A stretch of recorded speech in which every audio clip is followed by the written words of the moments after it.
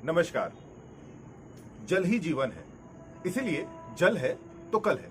लेकिन दिल्ली में अब आपका कल निजी कंपनियों की जागीर बनने जा रहा है, क्योंकि दिल्ली सरकार ने दिल्ली जल बोर्ड के प्राइवेटाइजेशन की प्रक्रिया शुरू कर दी है। जल बोर्ड में पानी की सप्लाई, पाइपों के मेंटेनेंस और सीवर ये अब जोन के हिसाब से निजी क्षेत्रों में निजी कंपनियों को दिए जाने की बात है। लेकिन दिल्ली सरकार अब तक इस बात से इनकार करती आई थी कि ये प्राइवेटाइजेशन है। उनका ये कहना था कि अभी भी बिल कलेक्शन जैसी बहुत सारी चीजें जो हैं वो सरकार के पास ही होंगी, इसलिए इसको प्राइवेटाइजेशन नहीं कहा जाना चाहिए।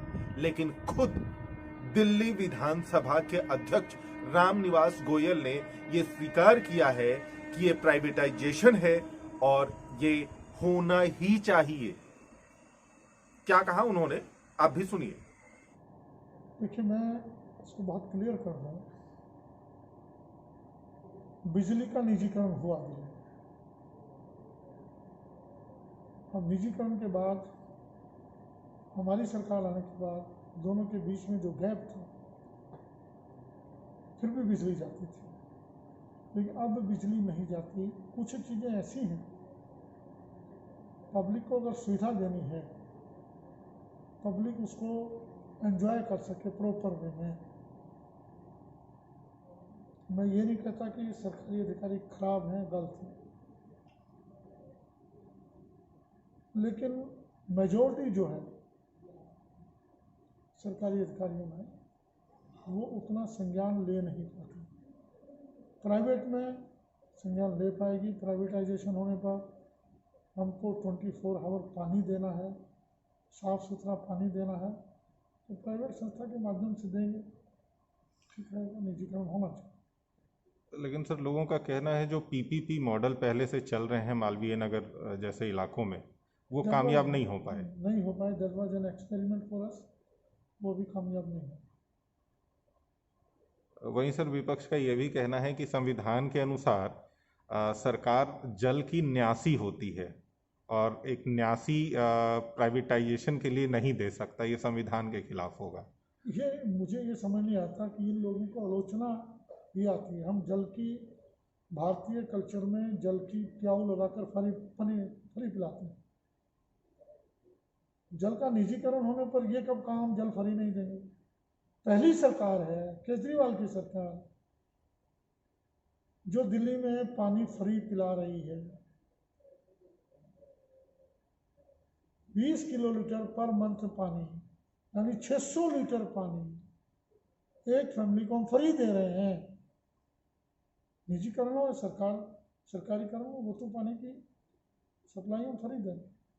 खास बात यह है कि भाजपा भी इसका खुलकर विरोध नहीं कर पा रही है, क्योंकि केंद्र सरकार जो भाजपा की सरकार है वो खुद प्राइवेटाइजेशन की प्रक्रिया में है।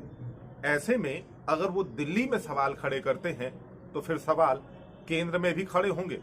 इसलिए भाजपा प्राइवेटाइजेशन पर तो कोई सवाल खड़े नहीं कर रही है, लेकिन वो अब कर्मचारियों के हितों की बात कर रही है।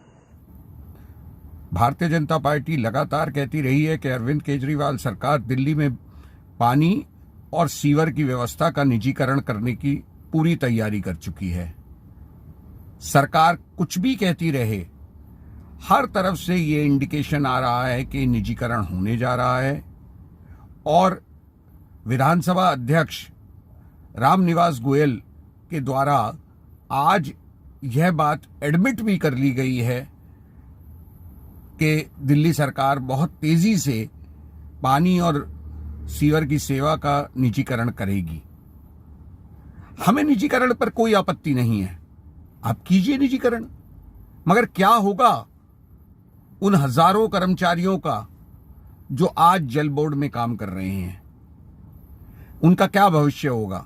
आप फिर उन्हें तनख्वाह नहीं देंगे समय पे, उन्हें परेशान करेंगे, उन्हें वीआरएस लेने के लिए मजबूर करेंगे और आगे एक सुरक्षित जॉब जो एक व्यवस्था होती है वो खत्म हो जाएगी।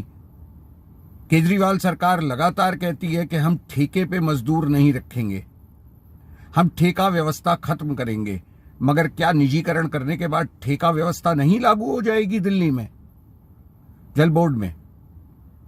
इसलिए केजरीवाल सरकार को चिंतन करना चाहिए, केजरीवाल सरकार को सोचना चाहिए कि ये निजीकरण ना तो व्यवस्था के हित में है, न दिल्ली की जनता के हित में है, न कर्मचारियों के हित में है।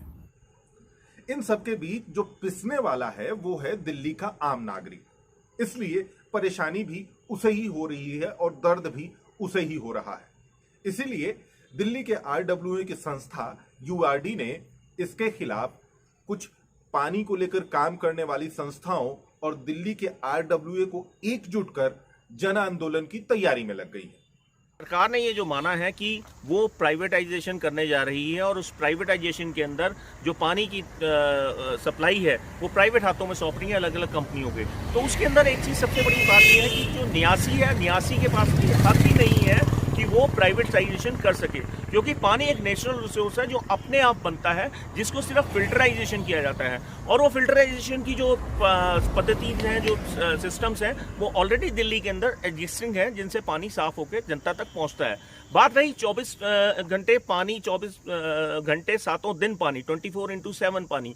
तो जो प्राइवेट सेक्टर्स के अंदर अभी 3 असेंबलीज के अंदर एक पिछले 5 साल से ट्रायल चल रहा था, उसके अंदर भी सरकार अभी तक वो प्राइवेट कंपनियों से 24/7 पानी की सप्लाई नहीं प्रचुर मात्रा में उपलब्ध करा पाई है। ना ही अभी तक जो सीवरेज सिस्टम है उसके अंदर कोई बदलाव आया है। प्रॉब्लम्स वही की वही हैं, प्राइवेट सेक्टर उसको कहीं नहीं वो मेंटेन कर पाया। दूसरी चीज़ कि जब आप फेलियर हो चुके हैं तो आप पूरी दिल्ली को थोपने क्यों जा रहे हैं इस प्राइवेट सेक्टर में। और सबसे बड़ी बात कि आप ये कहते हैं आप मुफ्त देंगे, तो ठीक है आप मुफ्त देंगे, हमने मान लिया कि आप 20,000 लीटर पानी मुफ्त दे रहे हैं और आप आगे भी मुफ्त देंगे, लेकिन किससे देंगे? जनता के टैक्स के पैसे से। जैसे आप बिजली कंपनियों को इस वक्त बिजली के अंदर 200 यूनिट की सब्सिडी जनता को दे रहे हैं, वो सीधा सारा पैसा प्राइवेट कंपनीज की जेब में जा रहा है। इसी तरीके से पानी का जो पैसा है वो भी निजीकरण के बाद आपको निजीकरण की जो कंपनी अडॉप्ट करेगी उसको देना पड़ेगा, क्योंकि प्राइवेट कंपनी कोई फ्री में तो काम करेगी नहीं, उसको अपना मुनाफा होगा, उसकी अपने एम्प्लॉयज़ को उनको सैलरी देनी होगी, सारी चीज़ें करनी होगी, तभी वो सारी इन चीज़ों को करेगी। तीसरी बड़ी बात कि आप ये मान रहे हैं कि हमारी जो सिस्टम है वो फेलियर हो चुका है, हमारे जो एम्प्लॉयज़ हैं वो प्रॉपर काम नहीं कर रहे। तो सरकार जब अपने एम्प्लॉयज से काम नहीं करा पा रही तो प्राइवेट सेक्टर से किस तरीके से काम ले पाएगी जहां उसके एम्प्लॉयज के ऊपर उसका कोई कंट्रोल नहीं होगा। पांचवी चीज कि आप अगर ये देखें कि हमने आज इस निजीकरण के ऊपर अपनी भविष्य को सौंप दिया, तो ये भविष्य के अंदर जिस तरीके से बिजली कंपनियां आज हमारे सर के ऊपर चढ़ के नाचती हैं, बेशक हमें सुविधा मिल रही है, लेकिन सुविधा के साथ में हमें उसका जो पैसा देना पड़ रहा है वो बहुत ज़्यादा है।